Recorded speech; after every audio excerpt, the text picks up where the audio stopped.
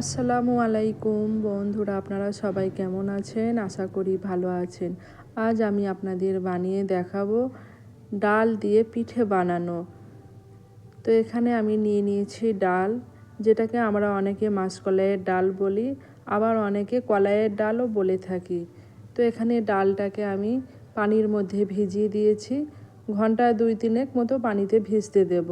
পানিতে ভিজানোর ফলে ডালটা কিন্তু অনেকটাই নরম হয়ে যায়, যেটা কিন্তু আমাদের বাটতে খুবই সুবিধা হয় এবং খুব তাড়াতাড়িও বাটা হয়ে যায়। তো এখানে ডালটাকে আমি খুব ভালো করে বেটে নিয়েছি। এরপরে আমি যতটা পরিমাণ পিঠে বানাবো ততটা পরিমাণ ডাল এখান থেকে একটা আলাদা পাত্রের মধ্যে নিয়ে নিয়েছি।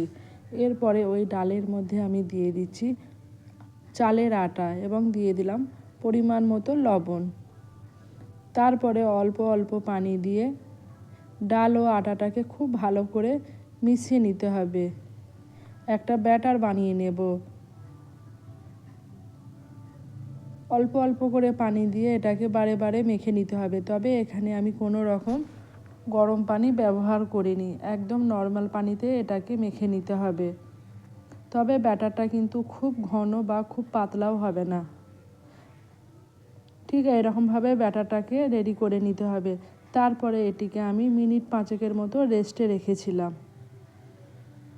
তবে আপনাদের হাতে সময় না থাকলে রেস্টে রাখার দরকার নাই।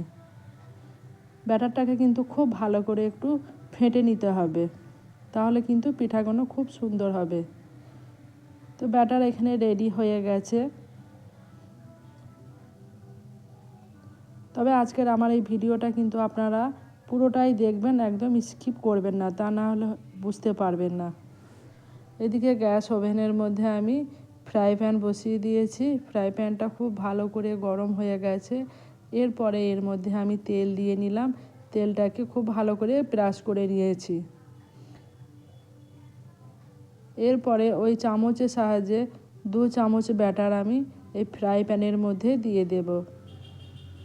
দেবার পরে চামচের সাহায্যে আমি ব্যাটারটাকে খুব পাতলা করে নেব এবং চারিদিকে সুন্দরভাবে দিয়ে এরকমভাবে রেডি করে নেব। এরকম অবস্থায় কিন্তু গ্যাসের ফ্লেমটাকে লো থেকে মিডিয়ামে রাখতে হবে। তারপরে 2 থেকে 3 মিনিট অপেক্ষা করতে হবে। তারপরে কিন্তু এটাকে উল্টে দিতে হবে।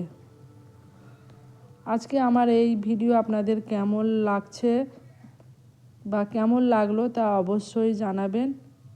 এই রকম নিত্য নতুন ভিডিও পেতে হলে আমার চ্যানেলটাকে সাবস্ক্রাইব করে অবশ্যই পাশে থাকবেন এবং ভিডিওটাকে বেশি বেশি করে শেয়ার করে দেবেন।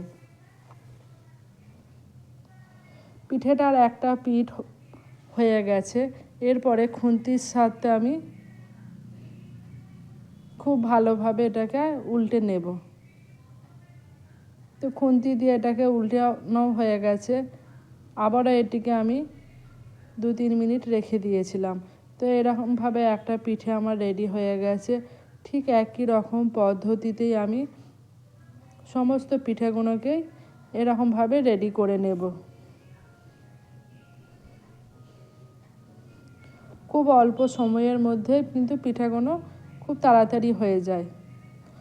ডাল দিয়ে যে এত সুন্দর পিঠে হয় তা আপনারা আমার এই আজকের ভিডিওটা না দেখলে কিন্তু বিশ্বাস করতে পারবেন না।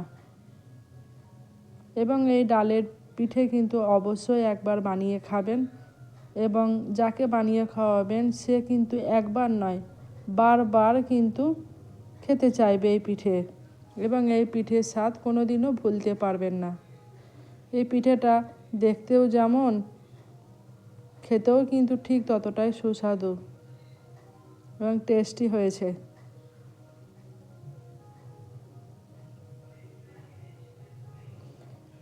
সমস্ত পিঠে আমার রেডি হয়ে গেছে। এখানে একটা পিঠে আপনাদের খুলে দেখায়, দেখেই বুঝতে পারছেন পিঠেটা কতটা লোভনীয় হয়েছে। এরপরে এটাকে পরিবেশন করার পালা। দেখা হবে আবার নেক্সট ভিডিওতে। সবাই ভালো থাকবেন। আল্লাহ হাফেজ।